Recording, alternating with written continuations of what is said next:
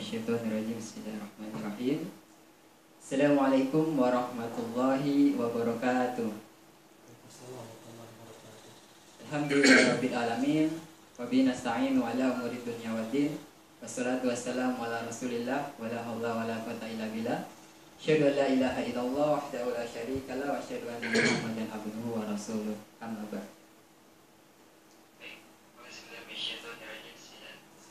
Ustaz-ustazah yang dimulai Allah Subhanahu wa taala, orang tua beserta siswa-siswi Sekolah Islam Terpadu Bina Insani Tanjung Pandan, dan para penonton channel YouTube SD Bina Insani yang dimuliakan dan dirahmati Allah Subhanahu wa taala.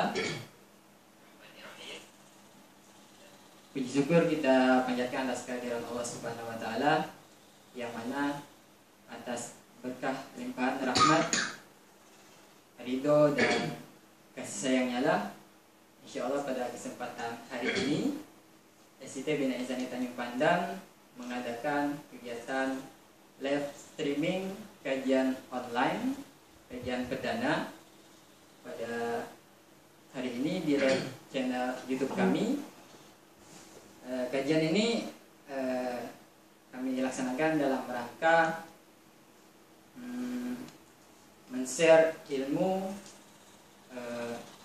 share kebaikan, serta nasihat, apalagi pada saat sekarang ini ketika kita ingin mendatangi sebuah kajian majelis ilmu dan yang lainnya, kita dibatasi dengan wabah atau pandemi yang menyerang negeri kita ini, daerah kita ini maupun dunia, sehingga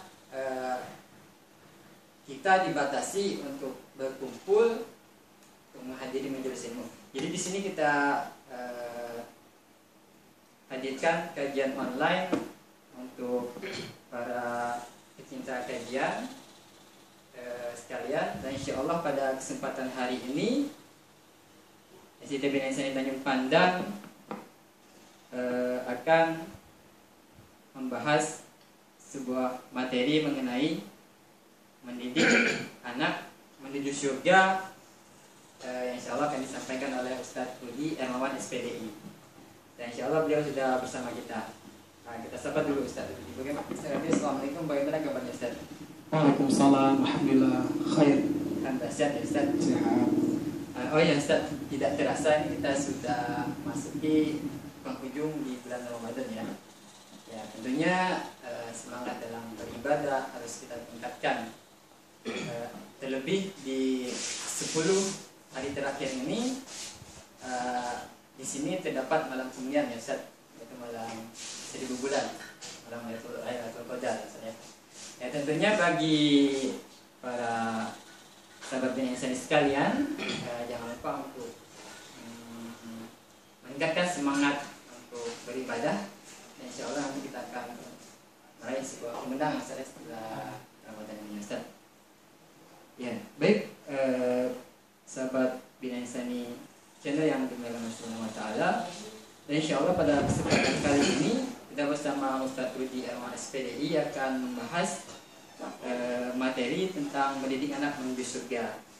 Ya, pengantar sebelum kita masuk ke pembahasan materi, pendidikan merupakan unsur terpenting dalam proses pertumbuhan dan perkembangan manusia. Ya, bagaimana ketika kita mendidik anak kita menjadi anak yang soleh, yang baik, yang nantinya anak-anak ini akan menjadi generasi penerus, generasi yang unggul, seperti generasi-generasi yang sebelum-sebelumnya di zaman Rasulullah.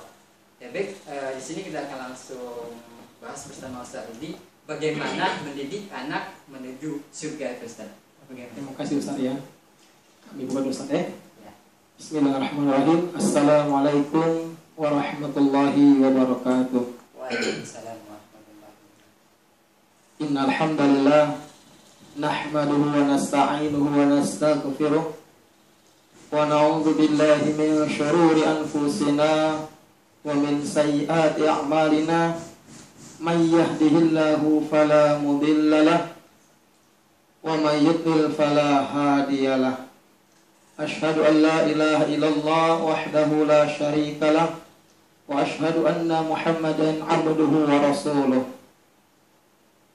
Ayah bunda dimanapun berada, marilah kita pada sore hari ini banyak-banyak bersyukur kepada Allah Subhanahu wa Ta'ala atas nikmat yang begitu banyak Allah berikan kepada kita. Nikmat iman, nikmat Islam, nikmat sehat. Salawat serta salam semoga tercurahkan kepada baginda Nabi besar Muhammad sallallahu alaihi wasallam, kepada keluarganya, kepada sahabatnya, kepada semua pengikutnya yang istiqomah. Hadirin rahimakumullah. Jadi pada sore hari ini kita akan membahas tentang mendidik anak menuju surga. Itu saja deh. Kita ketahui bersama Nabi besar Muhammad sallallahu alaihi wasallam bersabda, "Kullu mauludin yuladu 'alal fitrah fa abawahu yuhawwidanihi aw yunassiranihi aw yumajjisanihi." Rawahul Bukhari. Kata Rasulullah, "Kullu mauludin yuladu 'alal fitrah." Setiap anak Adam dilahirkan ke muka bumi dalam keadaan bersih. Fa'abawahu, maka kedua orang tuanya lah yang menjadikannya Yahudi, Nasrani ataupun Majusi. Hadis Bukhari. Jadi dalam kesempatan ini peran orang tua sangat penting. Apakah anak tersebut soleh atau salah, taat atau durhaka kepada Allah, itu tergantung bagaimana peran orang tua dalam mendidik anak-anak tersebut. Orang bijak berkata, harta yang paling agung, harta yang paling mulia di sisi Allah Subhanahu wa Ta'ala adalah memiliki anak yang soleh, soleha. Kenapa sebab? Karena merekalah yang nantinya yang akan mendoakan kita ketika tubuh ini terbujur kaku di alam kubur. Anak yang soleh-solehalah yang senantiasa mendoakan kita ketika tubuh ini terbungkus dengan kain kafan.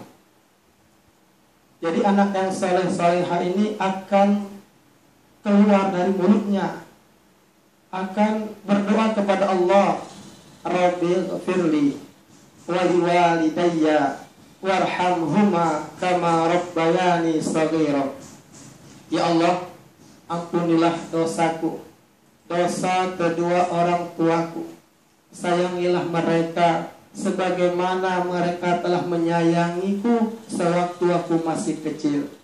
Jadi doanya kan keluar dari mulut anak yang soleh, soleha. Jadi Ustadz Dian, ada seorang Ustadz ketemu dengan saya. Dia cerita, kebetulan ketika naik motor, langsung dia berhenti. Dia menyapa dengan menyebutkan, "Bang Rudi, aku pening kepala aku." "Kenapa Pak, kok pening?" "Pak Ustadz, aku maksikan bagaimana anak aku itu masuk pondok pesantren, tapi tetap anakku dah anak pula masuk pondok pesantren. Aku bujuk terus anakku, tapi dia tetap tidak mau, dah anak masuk pondok pesantren. Terus aku katakan kepada anakku, Bang Rudi, nak, ayah ingin memasukkan kamu ke pondok pesantren adalah supaya kau paham agama, nak." Kata beliau itu, supaya kau ngerti agama, nak. Jadi ketika nanti bapak meninggal, kaulah kata yang akan menjadi imam jenazah bapak. Ketika bapak nanti mati, meninggal dunia, kamulah nanti nak yang akan mendoakan bapak. Jadi setelah saya katakan itu, kata beliau, akhirnya anak saya mau masuk pondok pesantren. Nah, jadi kita ketahui bersama dalam surat At-Tahrim ayat 6. Ya ayyuhalladzina amanu qu anfusakum ahlikum nara waquduhan nas wal hijarah. Hai orang beriman, peliharalah dirimu dan keluargamu dari api neraka yang bahan bakarnya apa misalnya? Batu, manusia dan batu. Jadi ayah bunda dimanapun berada, kita ketahui bersama, ketika kita mati nanti terputus seluruh amal kita kecuali 3. Sebagaimana Rasulullah SAW bersabda, "Idza mata ibnu Adama in qata'a amalu illa min thalathi asya'a sadaqatin jariyatin aw ilmin yuntafa'u bihi aw waladin salihin yad'u lahu." Rawahu Muslim. Kata Rasulullah, "Idza mata, jika mati ibnu Adama, anak Adam, in qata'a amalu, terputus semua amal, illa min thalathi asya'a, kecuali 3. Apa itu? Sedekah jariyah, aw ilmin yuntafa'u bihi, ilmu yang bermanfaat, aw waladin sholihin yad'u lahu, anak yang soleh yang selalu mendoakan ayah bundanya. Jadi yang pertama sekalian, sedekah jariyah. Jadi kalau kita punya harta banyak, punya tanah banyak, kita wakafkan untuk jalan, untuk tempat ibadah, untuk sumur, itu akan terus mengalir. Yang kedua, ilmu yang bermanfaat. Jadi kalau kita punya ilmu, kita ajarkan kepada saudara-saudara kita, insya Allah akan terus mengalir ilmu tersebut. Dan yang terakhir, anak yang soleh soleha akan terus mengalir. Jadi kalau malaikat datang ketika orang tua sudah meninggal, sang anak berdoa, "Rabbi ghfirli wa li walidayya warhamhuma kama rabbayani shaghira." Awal malaikat nak ngebelasai orang tua udah jadi ngebelasai lantaran karena doa sang anak tersebut. Ini luar biasa. Jadi pentingnya bagaimana menjadikan anak kita anak yang soleh dan soleha akan terus mengalir. Jadi kalau kita ambil sebuah kisah seharian ya, kita ketahui bersama Nabi Ibrahim alaihissalam ketika menikah dengan Sarah, puluhan tahun menikah dengan Sarah. Nabi Ibrahim selalu berdoa kepada Allah supaya dikaruniai seorang putra, seorang anak. Ya Allah, karuniakan kepada kami seorang putra yang saleh ya Allah. Itu terus beliau lantunkan doa tersebut supaya dikaruniai seorang anak, mendapatkan seorang anak. Dalam hal ini Sarah sebagai istrinya berkata kepada Nabi Ibrahim, "Wahai suamiku, sesungguhnya saya ditakdirkan oleh Allah tidak memiliki keturunan, maka nikahlah kau dengan Hajar." Kemudian Nabi Ibrahim menyetujui usulan dari Sarah tersebut. Masya Allah sekalian. Akhirnya menikahlah Nabi Ibrahim dengan Hajar. Kemudian Hajar pun hamil, melahirkan seorang anak yang bernama Ismail. Kita ketahui bersama, puluhan tahun Nabi Ibrahim alaihissalam merindukan memiliki seorang anak. Kemudian Allah uji Nabi Ibrahim, Allah uji kecintaan Nabi Ibrahim, Allah uji bagaimana cintanya kepada Allah atau bagaimana cintanya kepada sang anak tersebut, yaitu perintah Allah untuk menyembelih putranya Ismail lewat mimpinya. Coba bagaimana sarian kata beliau, kata Nabi Ibrahim alaihissalam, "Wahai anakku, wahai sayangku, semalam ayah bermimpi nak, ayah mendapatkan perintah dari Allah untuk menyembelihmu sebagai kurban. Bagaimana pendapatmu nak?" Dengan tegas Ismail pun berkata, wahai ayahku, kalau itu benar perintah Allah, laksanakan. Mudah-mudahan kamu dapati aku dalam keadaan yang sabar dan tabah. Coba kita lihat bagaimana kesolehan Nabi Ismail, bahwa tahu dirinya akan disembelih oleh ayahnya. Dia tahu itu perintah Allah, tanpa ragu lagi, sami'na wa ata'na.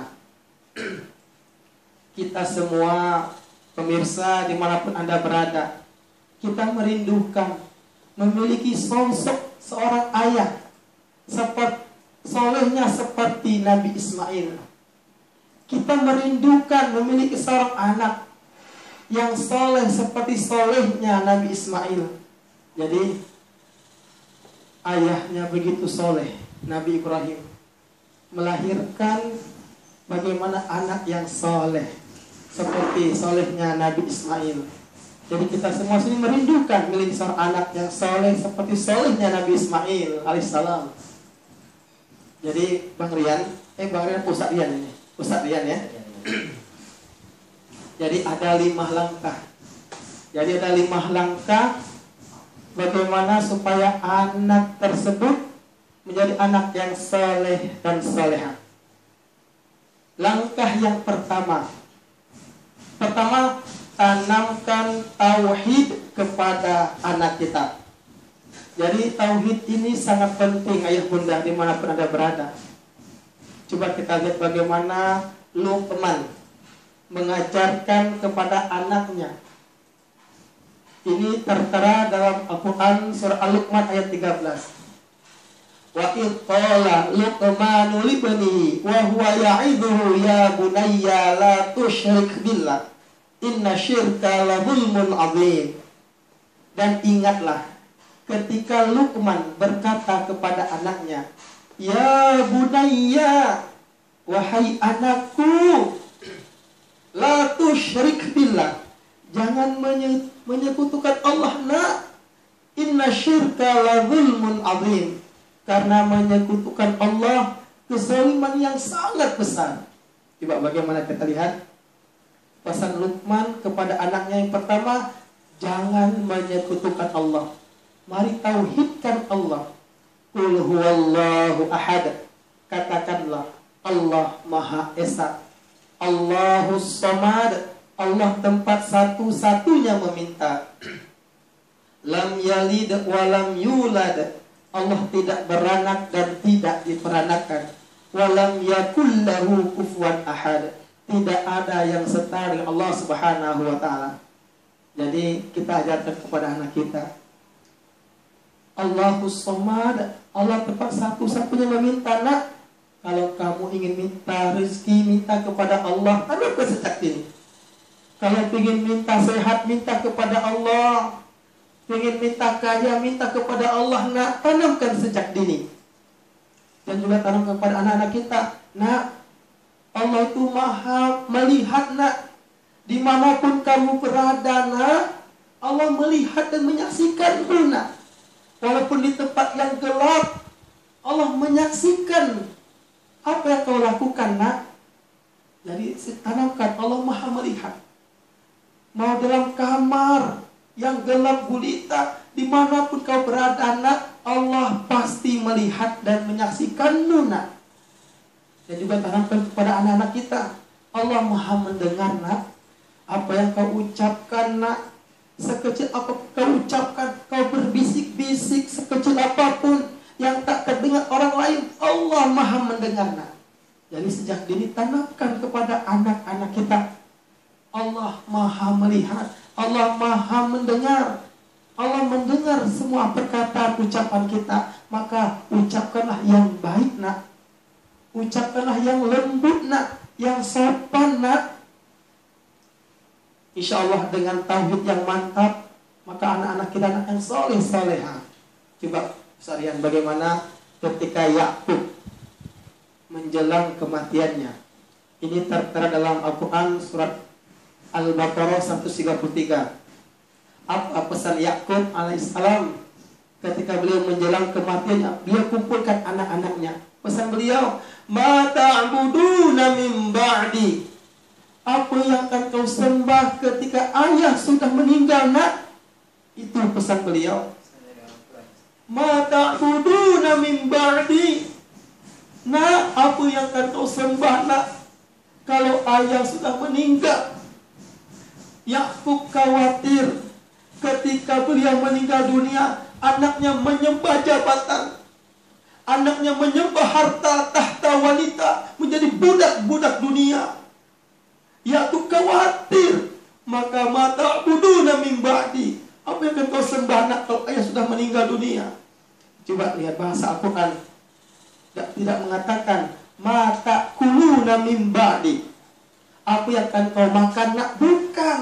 Yang dikhawatirkan orang tua kepada anak-anaknya, apa yang kau sembah? Bukan mata kulu, bukan apa yang kau makan, nak? Bukan, jemaah sekalian.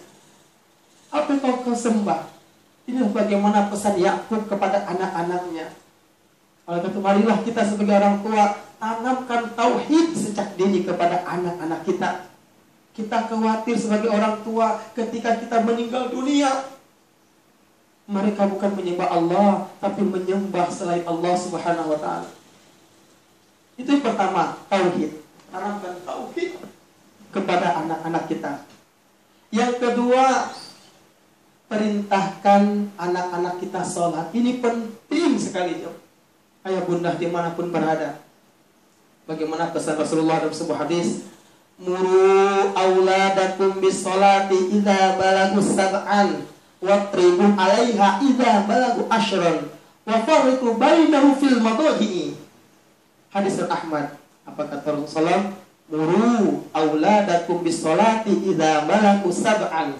Perintahkan anak-anakmu mengerjakan sholat ketika umur 7 tahun. Watribuhu 'alaiha idza balagu ashran. Dan pukul dia ketika 10 tahun tidak mau sholat. Dan pisahlah tempat tidur mereka. Lihat bagaimana anak umur 7 tahun perintahkan, nak sholat, nak sholat, nak sholat. Jangan bosan-bosan kita sampai kepada anak-anak kita, nak sholat, nak sholat, sholat, nak. Jangan berhenti, kita terus sampaikan, nak sholat zuhur, nak sholat zuhur, nak sholat asar, nak sholat subuh, nak sholat maghrib, nak sholat isya, nak. Dan juga kita bukan hanya menyuruh anak kita beri contoh kepada anak-anak kita. Penting. Ada seorang ibu, Ustaz, bertanya kepada Syekh tentang bagaimana susahnya dia membangunkan anaknya sholat subuh. "Syekh, bagaimana Syekh? Anak saya itu ketika azan berkumandang, azan subuh berkumandang, susah sekali saya sebagai seorang ibu membangunkan anak saya untuk sholat subuh. Bagaimana Syekh nasihatkan kepada saya, Syekh?" Syekh dengan tenang menjawab, "Wahai ibu, ketika rumah ibu kebakaran, sedangkan anak ibu berada dalam rumah, kira-kira apa yang ibu lakukan?" Ibu itu dengan tegas mengatakan, "Saya akan paksa anak saya keluar dari rumah tersebut. Sekarang saya khawatir anak saya terbakar, kebakaran rumahnya." Begitulah wahai ibu, ketika anak kita susah bangun, maka kita paksakan bangun. Kita khawatir nanti anak-anak kita dibakar oleh Allah Subhanahu wa ta'ala. Itulah bagaimana jawaban Syekh kepada sang ibu. Menganalogikan dengan bagaimana ketika rumahnya terbakar, maka dipaksa dikeluar. Jadi jangan remehkan sholat. Dan sebuah hadis sebutkan, Ani bin Mas'ud, dan Ibnu Mas'ud, semoga Allah meridainya, "Sa'altu Rasulullah SAW," saya telah bertanya kepada Rasulullah SAW, "Ayyul a'mali afdalu?" Amal apa yang paling utama? Qala, Rasulullah SAW menjawab, "As-salatu ala waqtiha." Salat tepat pada waktunya. Jadi yang poin pertama, amal apa yang paling utama? Salat tepat pada waktunya. Qultu summa aikumul, apalagi Rasulullah? Qala birrul walidaini, berbakti kepada orang tua. Qultu tsumma ayyukum, apalagi Rasulullah qala al-jihadu fi sabilillah, jihadnya Allah Subhanahu wa taala. Yang pertama, salat tepat pada waktunya. Coba kita lihat, terkadang misalnya zuhur seharian jam 12 kurang 5 menit. Terkadang kita dengan begitu mudahnya salat zuhur mendekat asar. Malu kepada Allah. Coba kita bayangkan ketika misalnya Ustadz Rian atau siapapun ketika dipanggil oleh Bapak Presiden, Ustadz Rian, silakan datang ke istana pukul 1 siang, pukul 13. Mungkinkah Ustadz Rian datang menghadap Bapak Presiden pukul 2? Mustahil. Pasti kita sudah bersiap. Mungkin habis subuh kita bersiap, kita mandi, pakai sepatu, pakai jas. Belum sampai jam 1 siang, sudah jam 11 kita sudah di depan istana, menanti bertemu dengan Bapak Presiden. Ini ketemu Allah Subhanahu wa taala, kita sering meremehkan Allah Subhanahu wa taala. Kita mengundur-undur sholat. Maka penting bagaimana kita perintahkan anak kita sholat. Nak, jangan tinggalkan sholat, nak. Bahkan dalam sebuah hadis disebutkan, laisa sholatun athqala 'alal munafiqina min sholatil fajri wal isya'i walau ya'lamuna ma fihima la tauhuma walau habwa. Muttafaqun alaih. Apa kata Rasulullah? Tidak ada sholat yang lebih berat bagi orang munafik melebihi sholat subuh dan sholat isya. Walau ya'lamuna ma fihima la tauhuma walau habwa. Kalau mereka mengetahui keutamaan kedua sholat tersebut, subuh isya, dia akan datang walaupun dengan merangkak. Masya Allah. Oleh karena itu jangan biarkan ketika azan subuh berkumandang, anak kita terlelap tidur, bahkan kita juga seorang tua tertidur, malu kepada Allah. Jangan sampai kita tergolong manusia, orang tua yang munafik, yang begitu sengaja meninggalkan sholat subuh. Kata Rasulullah, walau ya'lamuna ma fihima la tauhuma walau habwa. Kalau dia tahu keutamaan kedua sholat tersebut, syariat, dia akan datang walaupun dengan merangkak. Ini pentingnya bagaimana kita mendidik anak-anak kita sholat. Jadi gini syariat, kebetulan kalau saya pribadi mendidik anak-anak saya, nah kebetulan saya ada tiga anak. Pertama kelas 2 di SDIT Bina Insani Aswa Salsabila. Yang anak yang kedua Harin Hasan Mufida Ermawan kelas 1 SDIT. Yang ketiga sekitar umur 8 tahun. Insyaallah kami sudah keempat saja. Insyaallah. Doakan. Jadi saya sampaikan, nak, Kak Firda, kalau Kak Firda memecahkan gelas, Abi insyaallah tak marah, nak. Ketika Kak Firda, Kak Hanin, saya sampaikan saya, memegang gelas tersebut jatuh, memegang apapun tumpah, insya Allah tidak marah, nak. Tapi ketika azan berkumandang, kalian tidak sholat, Abi marah kepada kalian. Itu harus tegas, karena kata Rasulullah, pukul dia. Perintahkan itu sholat, nak sholat, jangan bosan-bosan kita sebagai orang tua memerintahkan anak kita sholat.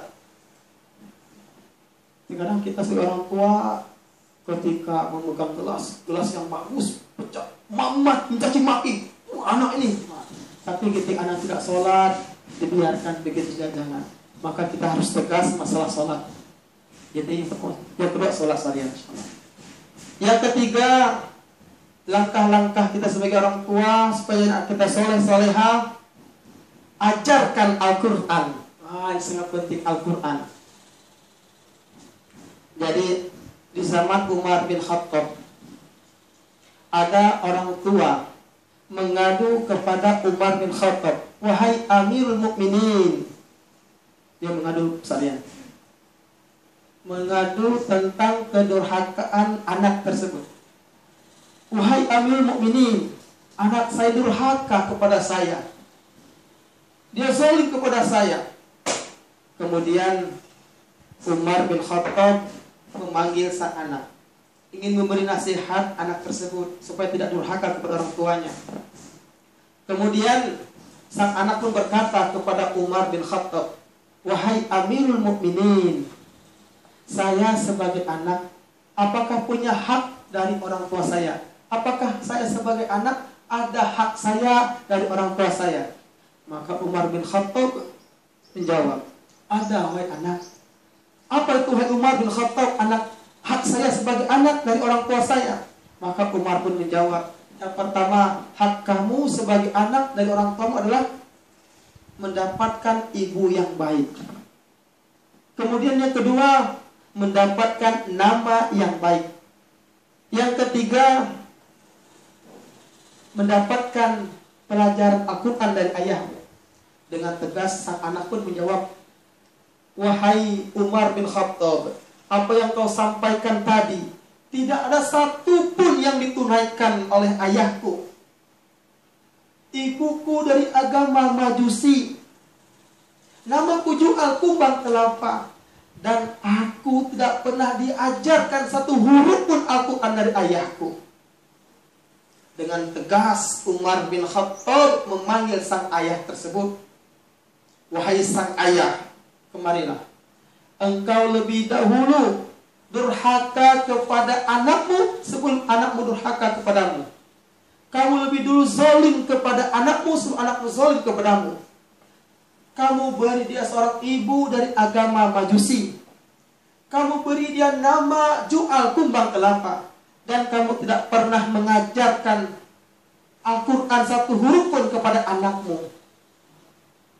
Jadi jangan sampai kita sebagai seorang ayah, seorang ibu, ayah bunda dimanapun berada, menjadi seorang ayah yang durhaka kepada anak, yang tidak mengajarkan Al-Quran kepada anak. Jadi bagaimana hak anak tersebut? Yang pertama, mendapatkan ibu yang baik. Yang kedua, nama yang baik. Ketiga, mendapatkan pelajaran Al-Quran dari ayahnya atau dari ibunya. Ini bagaimana pentingnya kita ajarkan Al-Quran kepada anak-anak kita. Kemudian, yang berapa lagi Ustaz Rian? Yang keempat. Yang keempat ini adalah bagaimana kita ajarkan akhlak kepada anak-anak kita. Ini penting akhlak. Jadi Rasulullah SAW bersabda, innama bu'ithu liutammima makarimal akhlak. Sesungguhnya aku diutus untuk menyempurnakan akhlak. Jadi sering saya sampaikan terutama kepada binaan eskul ceramah. Jadi saya sampaikan, nah, ketika kalian belajar ceramah, kalian belajar menghafal Quran, ketika banyak hafalan kalian, bagus kalian ceramah, maka akan mencerminkan akhlak yang mulia.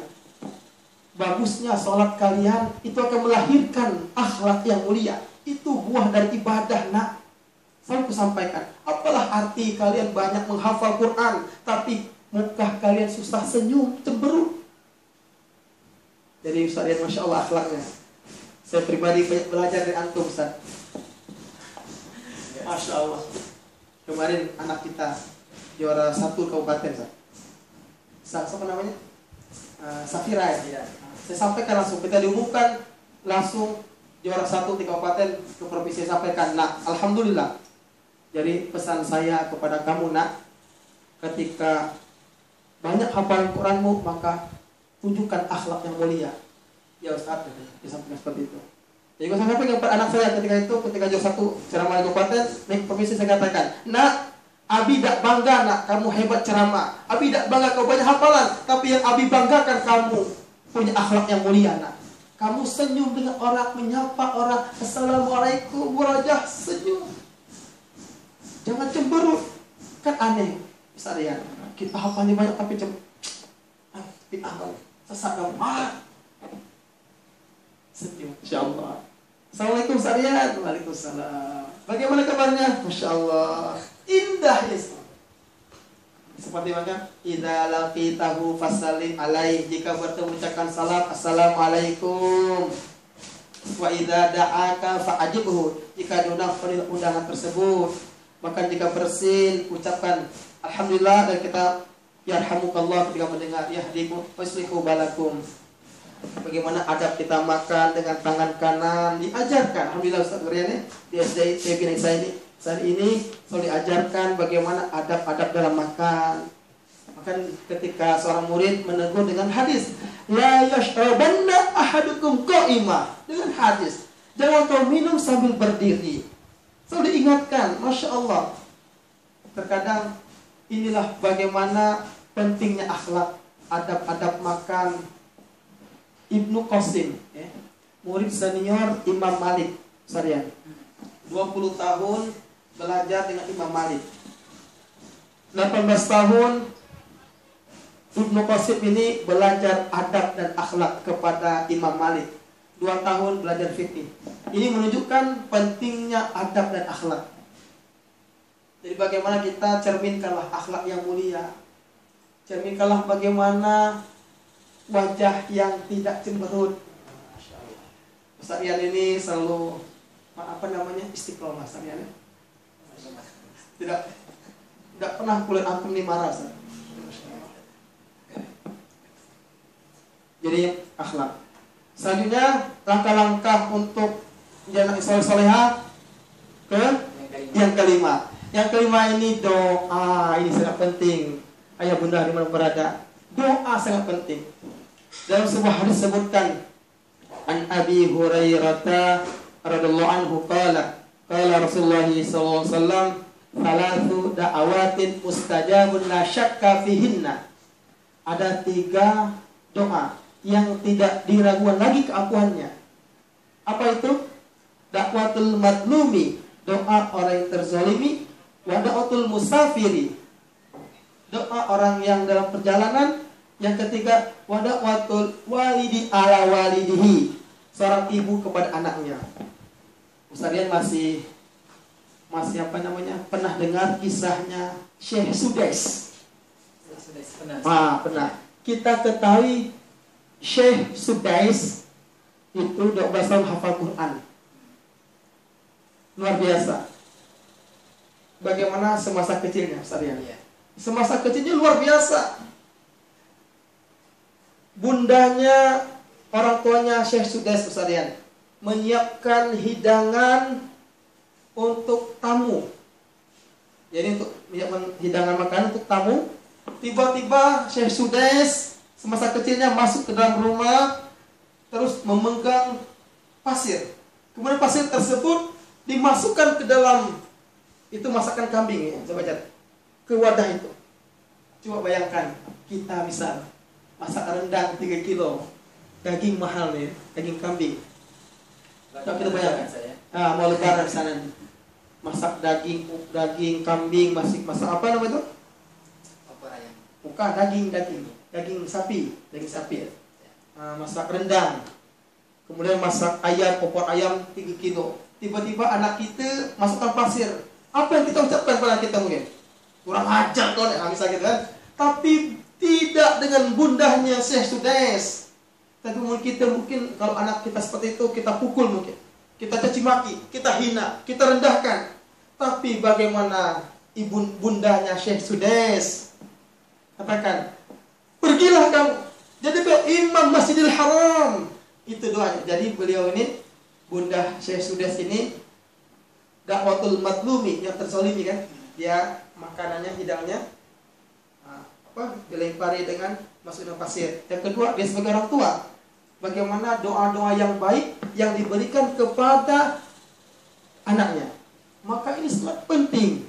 Ketika kita sudah lelah, ayah bunda, ya Allah anakku nih, mungkin anak kita tidak pernah memasukkan pasir ke dalam makanan kita, mungkin tidak pernah senakal-nakal anak kita. Tapi lihat bagaimana keaktifan Syekh Sudais masa kecilnya, makan untuk tamu dimasukkan pasir dengan begitu. Tapi dengan dengan kesabaran ibunya Syekh Sudais, dia mengatakan dengan kata-kata sebagai doa. Marahnya didoakan Syekh Sudais tersebut jadi imam Masjidil Haram. Masya Allah. Ya bunda, pentingnya doa. Teruslah dekat anak-anak kita, doakan anak kita selalu. Insya Allah, apalagi doa seorang ibu. Wadatul walidi ala walidihi, tidak diragukan lagi keampuhannya. Insya Allah. Semoga anak kita anaknya soleh dan soleha. Jadi 5 langkah ini, yang pertama apa, Ustaz Rian?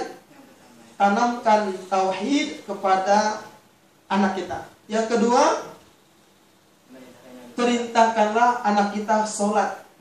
Yang ketiga, ajarkan Al-Quran kepada anak-anak kita.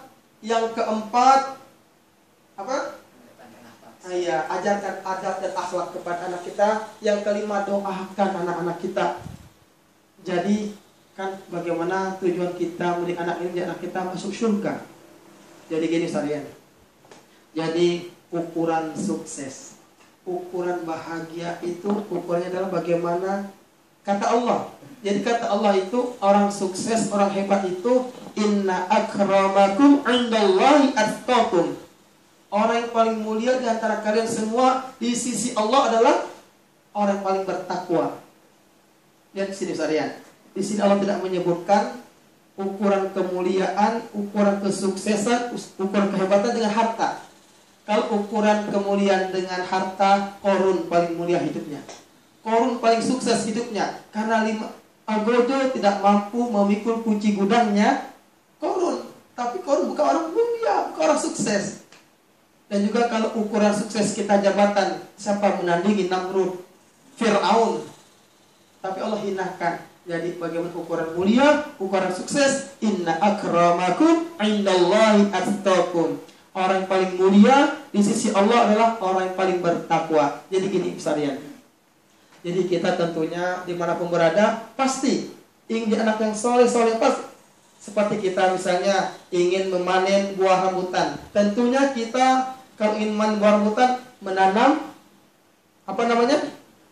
Pohon rambutan. Kita rawat pohon rambutan tersebut. Kita siram, kita pupuk sehingga besar, dengan besar menghasilkan buah. Begitulah usaha kita. Kalau kita ingin anak yang soleh-soleha, kita bina di sejak kecil, sejak kandungan. Mungkin sebelum mencari jodoh saya. Jadi penting saya ya. Jadi Ustadz, carilah istri yang soleha. Istri yang soleha. Karena istri yang soleha akan melahirkan anak yang soleha. Dan juga pesan saya kepada kalian, jangan tunda itu nikah. Ya, segera menikah. Yang tidak boleh tunda itu ada 3 kata. Yang pertama, bayar hutang jangan ditunda. Yang kedua, menguburkan jenazah. Yang ketiga, menikah jangan ditunda. Insyaallah, Ustaz ya. Nah, jadi bagaimana jangan sampai kita menjadi orang tua yang durhaka. Sebagian kisah Umar bin Khattab tadi, Ustaz ya. Yaitu mencarikan ibu dan agama Majusi. Nah, maka itu sebagai seorang calon suami, carilah istri yang soleha. Ketika istri yang soleha, melahirkan anak yang soleh, beri nama yang baik. Kemudian ajarkan Al-Quran, insyaallah akan menjadi anak yang soleh-soleha. Kita merindukan anak yang soleh-soleha. Mungkin cukup sekian sekalian. Baik, terima kasih kepada Ustaz Rudi Hermawan yang telah menjelaskan mengenai tema mendidik anak menuju surga. Tadi sudah menyampaikan Ustaz dijelaskan bahwasannya seorang anak itu fitrahnya itu terlahir dalam keadaan baik biasanya, suci, bersih biasanya. Namun ketika dia dewasa nanti orang-orang Yahudi maupun Nasrani nanti akan buat mereka jadi tidak taat kepada Allah Subhanahu wa taala biasanya. Tadi sudah disampaikan ayah bunda dari Ustaz Rudi Hermawan bagaimana cara mendidik anak dengan baik. Tadi ada 5 poin ya Ustaz ya. Iya. Yang pertama itu menanamkan tauhid, mentauhidkan Allah Subhanahu wa taala ya Ustaz ya. Yang kedua, memerintahkannya untuk melaksanakan ibadah sholat ya Ustaz ya. Yang ketiga, memberikan pengajaran Al-Qur'an kepada anak-anak kita. Dan yang keempat, mengedepankan akhlak maupun adab. Dan yang kelima itu tadi doa ya Ustaz, insyaallah doa. Itu 5 poin yang sudah disampaikan oleh Ustaz Rudi. Oh ya Ustaz, ini ada sedikit pertanyaan Ustaz. Bagaimana ketika orang tua sudah mendidik anak dengan baik dengan 5 cara yang sudah Ustaz katakan tadi, adakah Ustaz faktor lain yang membuat anak ini menjadi tidak baik dan nantinya bukan tidak mungkin tidak bisa menuju surganya Allah dengan orang tua tersebut Ustaz? Bagaimana Ustaz? Jadi memang faktor terbesar itu bagaimana anak soleh-soleh itu lingkungan. Lingkungan Ya, lingkungan. Jadi lingkungan ini sangat besar pengaruhnya.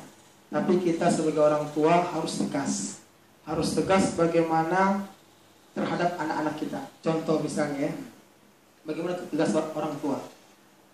Contoh misalnya kita punya anak perempuan. Anak perempuan. Ketika ada seorang laki-laki yang menjemput anak perempuan kita. Misalnya kebiasaan remaja putra-putri zaman sekarang, malam minggu, malam Kamis. Kalau bahasa gaulnya ngapel ya. Iya, ngapel. Coba kita sebagai orang tua tegas.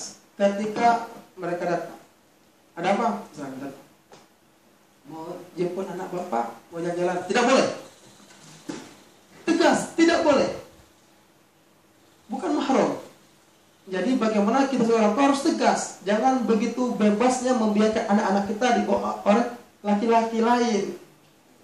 Nah, karena pengaruh lingkungan luar biasa. Karena teman sangat pengaruhnya luar biasa, Sarian. Ini judul skripsi saya, bagaimana pendidikan holistik ya. Jadi pengaruh anak itu pertama keluarga, masyarakat, masjid, nah itu sangat pengaruh lingkungan sekitar itu. Jadi bagaimana orang tua harus tegas. Ketika tidak jelas mau keluar kemana, jangan diizinkan. Terkadang kita Sarian, ketika dijemput oleh teman laki-lakinya, Assalamualaikum ibu, waalaikumsalam, nak masuk nak, tunggu nak ya, ngapa nak? Nggak biasa lagu kata dia kan jawab, nak ngapel, oh lagi tunggu nak ya, iya tunggu nak katanya, bagaimana dibiarkan, nah salaman, hati-hati nak ya, nanti jam 10 balik nak ya sebalik iya mama, orang tua seperti ini Sarian, dayus kata Rasulullah, apa itu dayus? Yang membiarkan anak bermaksiat kepada Allah, jangan begitu bebas yang mengatakan silakan nak ya, tapi di jalan nak. Lawan jenis keluar berduaan itu diharamkan oleh Allah SWT. Wala taqrabuz zina, jangan dekati zina. Maka walaupun lingkungan begitu besar, maka kita sebagai orang tua bagaimana tegas kepada anak-anak kita. Jangan biarkan mereka keluar tanpa arah, tanpa tujuan yang jelas, apalagi dengan lawan jenis. Dengan tegas, tidak boleh nak. Nah seperti itu Sarian. Jadi yang pengaruh itu bagaimana ketika sekarang gini Sarian, di dalam keluarganya bagus dididik, tapi orang tua tidak perhatikan bagaimana di lingkungannya. Maka kita harus perhatikan nak, bagaimana ngaji nak jangan ngaji nak. Nah seperti itu Sarian. Jadi lingkungan juga pengaruh sangat besar juga. Oleh karena itu mari kita sebagai orang tua banyak-banyak doakan kebaikan untuk anak-anak kita. La haula wala quwata illa billah. Tidak ada kekuatan daya kecuali kepada Allah Subhanahu wa taala. Gitu Sarian ya. Itu tadi pengaruh dari lingkungan ya, saudara. Bagaimana ketika lingkungan itu bisa mempengaruhi anak-anak kita tadi ya, saudara. Dia harus tegas. Jadi kita sebagai orang tua, ayah bunda, kita harus tegas terhadap anak-anak kita ya, saudara. Jadi ketika anak kita minta izin, seperti tadi yang Ustaz katakan, dijemput oleh lawan jenisnya, diajak pergi kemana-mana, itu jangan dibiarkan begitu jangan saja. Diizinkan, Jangan diizinkan ya Ustaz ya. Karena ini sangat mempengaruhi ya Ustaz ya. Nah, gitu, Ustaz. Nah, itu tadi dari faktor lingkungan ya Ustaz. Di sini kami ingin bertanya lagi Ustaz ya, sebelum nanti kita buka sesi tanya jawab. Dari faktor lingkungan, kemudian dari faktor sekarang ini teknologi ya Ustaz. Ya, teknologi sekarang semakin ke depan semakin maju ya Ustaz ya. Akses untuk informasi, berbagai macam informasi, baik itu baik ataupun buruknya, itu bisa langsung kita dapatkan dari teknologi ya. Salah satunya itu HP ya, ya terkadang anak-anak kita mudah untuk menjangkaunya ya. Seperti adik saya di rumah, bagaimana menggunakan HP. HP itu ketika kita tidak bijak menggunakannya, ya otomatis nanti akan menjerumuskan anak-anak kita ya. Jadi bagaimana ya Ustaz? Ya Ustaz. Iya. Ya. Jadi HP ini alat bisa memasukkan kita ke surga, bahkan atau sebaliknya bisa masuk kita ke neraka. Jadi kalau masukkan ke surga, maka gunakanlah HP ini untuk mendengarkan tilawah Quran, dengarkan ceramah agama. Banyak manfaat dari HP Android ini. Tapi HP ini bisa memudahkan seanak terpengaruh luar biasa. Bahkan main game yang berjam-jam. Ini yang akan merusak ini. Bahkan dari pagi sampai dari pagi sampai pagi lagi bisa ya. Sampai pagi biasanya. Kapan berhentinya nak main game kalau baterai sudah habis? berhenti. Kalau bisa lapar berhenti, terus main HP. Jadi gini, dalam Islam ini min husni islamil mar'i tarku ma la ya'nihi. Ciri sempurna iman seorang adalah meninggalkan hal-hal yang tidak bermanfaat. Maka hindarilah hal-hal yang tidak bermanfaat. Jadi anak saya sekalian nggak dibelikan HP. Kalau mau HP pakai ini. Jadi misalnya boleh nonton tapi nonton sejarah Nabi, silakan lah. Sejarah Nabi. Sejarah Nabi ya. Boleh. Ya. Iya. Kalau silakan mau kau dari pagi silakan nak nonton sejarah Nabi. Contoh misalnya Kafirda, Abi, minjam HP Abi, ya silakan. Tapi tonton sejarah Nabi. Nanti kalau kamu misalnya Kafirda nonton sejarah Nabi Adam, nanti ceritakan dengan Abi bagaimana isi kisah tersebut. Maka dia menjelaskan kisah Nabi Adam itu. Itu boleh, sangat baik untuk anak kita. Tapi yang tidak baik dibiarkan begitu saja tanpa diberi pemahaman, tanpa diawasi, itu akan merusak anak-anak kita. Nah, jadi HP ini sangat baik ketika digunakan untuk yang baik. Dengarkan tilawah, lihat misal Adi Hidayat, Masya Allah, Abdul Somad, bagus-bagus banyak sini. Dengar tilawah akan bermanfaat bagi anak-anak kita. Sejarah Nabi. Tapi sekarang luar biasa, lebih egois sekarang, individualis. Hati gitu. Kadang kita memanggil gitu saya. Kadang anak itu tidak mendengar gitu. Dan ketika mereka fokus untuk melihat HP-nya, melihat gadget gitu saya. Jadi kita bagi orang tua harus tegas. Kan pernah saya sampaikan tadi, tanamkan tauhid. Nah, Allah Maha melihat. Kalau sejak dini, kalau sudah bagus tauhidnya, dia akan takut melihat yang porno-porno. Dia akan takut membuka yang situs-situs porno. Karena dia tentang tauhid. Allah melihatku, Allah menyaksikanku, dia takut. Jadi bagi orang tua, tanamkan tauhid sejak dini kepada anak-anak kita. Gitu seharian ya. Jadi pengaruh HP ini dia bisa baik ketika kita bijak menggunakannya, tapi bisa berubah menjadi tidak baik ketika kita menggunakannya tidak pada tempatnya gitu biasanya. Ya. Nah, baik ayah bunda yang dirahmati Allah Subhanahu Wa Taala. Jadi kita sudah dengarkan penjelasan dari Ustaz Ruby panjang lebar mengenai mendidik anak menuju surga. Dan sekarang kami buka sesi tanya jawab. Apabila ayah bunda ada yang ingin ditanyakan, silakan mengetik di kolom komentar dan bisa juga lewat WA ya. Oh ya Ustaz. Sebelum sambil menunggu pertanyaan dari ayah bunda ya Ustaz. Di sini tadi Ustaz mulai dari awal menjelaskan bahwasannya anak itu terlahir the best dari tanya saya.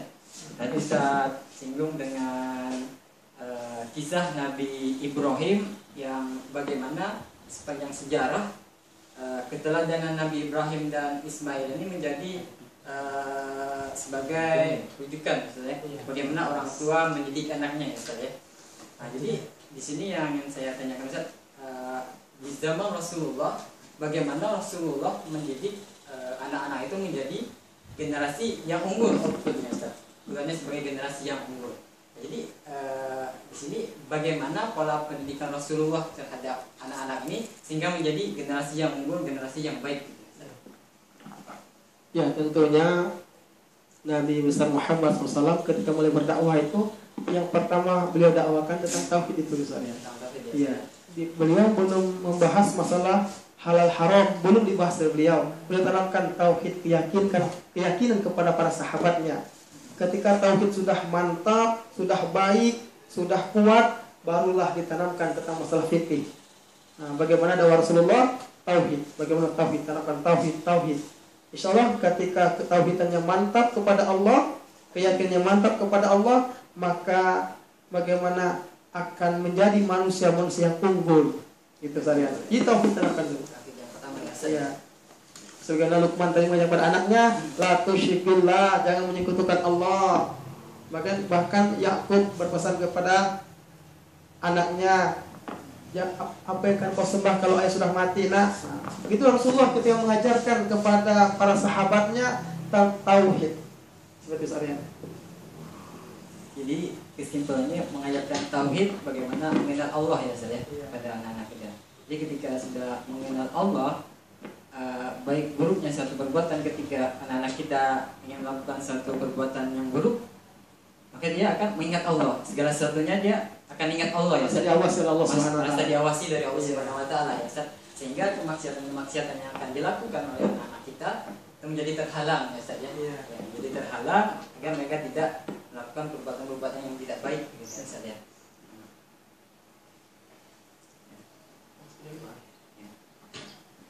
Baik Ustaz, sudah 1 jam Ustaz menemani kita di sini untuk menjelaskan mengenai tema mendidik anak menuju surga dari awal sampai akhir tadi 5 cara yang Ustaz berikan kepada ayah bunda dan share cara-cara tersebut. Jadi sini Ustaz kita akan menarik kesimpulan dari apa yang Ustaz sampaikan tadi Ustaz. Bagaimana kesimpulannya dari materi mendidik anak menuju surga Ustaz? Jadi kesimpulannya mendidik anak menuju surga dengan 5 langkah itu saja. Langkah pertama, kita sebagai orang tua tanamkan tauhid kepada anak-anak kita. Yang kedua, perintahkan dia sholat. Perintahkan anak-anak kita sholat. Dengan bosan-bosannya kita memerintahkan anak-anak kita sholat. Bukan hanya memerintahkan, tapi kita juga memberi contoh kepada anak-anak kita. Yang ketiga, mari kita ajarkan anak kita Al-Quran. Kalau kita tidak sempat, maka antarkan kepada guru ngajinya. Yang keempat, tanamkan akhlak, adab kepada anak-anak kita. Yang terakhir, ini yang sangat penting, doakan kebaikan kepada anak-anak kita. Insya Allah, ketika kita tidak kuat, ya Allah, aku seorang tidak berdaya, anakku begitu aktifnya ya Allah, maka doakan, mengadu kepada Allah. Tempat mengadu adalah Allah Subhanahu wa taala. Insyaallah Allah yang memiliki hati, yang membolak-balikan hati, Allah rubah nanti anak-anak kita nanti soleh soleha menyusurkan Allah Subhanahu wa taala. Mungkin Ibu Saryan. Itu ya kesimpulan dari materi yang disampaikan oleh Sarudi tadi. Bagaimana kita mengajarkan 5 cara tadi ya Ustaz ya.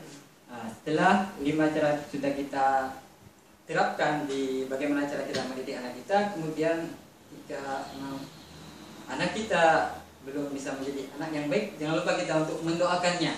Bagaimana anak kita bisa menjadi seorang anak-anak yang baik tentunya ya Ustaz ya. Ya. Jadi itu mengenai kesimpulan dari materi kita pada sore hari ini. Baik, ayah bunda yang dimuliakan oleh Subhanahu wa taala, mungkin kita cukupkan sampai di sini mengenai kajian perdana dari SIPN dari Tanjung Pandan ini mengenai mendidik anak menuju surga.